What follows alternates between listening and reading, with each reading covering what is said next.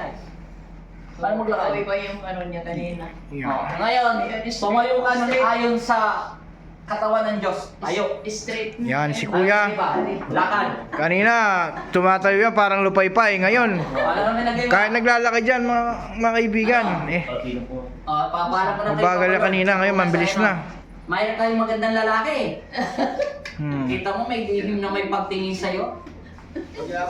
Naku, magsiselos ang asawa mo niya. Maraming nagkakagusto sa'yo. Hirap talagang pugis. Ang Isabela, galing na ako dun yung pulido yung mga itim ni... O, pa-alignment ka na. Sayang yung alignment. Tubig mo pala. Para lang nagdahilan, no? O, yan. Hindi, pero may sakit yan na. O, meron sa kasi kaya. Okay na, Yan. punta mo. Ay, okay na yung kapatutol mo ha. Sige. Nawala na yung sakit mo sa espiritual.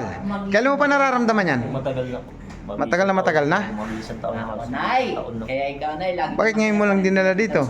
Malapit ka Hindi, lang. may nagturo po yung bakada po namin. Tinuro po yung na nag-aaral po. Tapos sa medisina, walang makita yung mga Wala po. doktor. Hindi yan Kahit makikita. tatlong hospital. Ang sakit mo ay Niya, pang espiritual. palipad hangin na gayuma. Yun. Siya Babae. ginagayuma, pero hindi pa siya biyahasa sa pagtitig. Ayos na. Sa gayuma. Oo. Maganda na yung pakiramdam mo. Yung pag- Para ka lang nagdala na, no?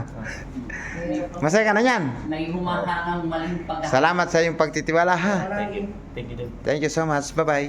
Okay, adjust ka na. Masaya na si Kuya. Straight na. Thank you po, Lord. Kala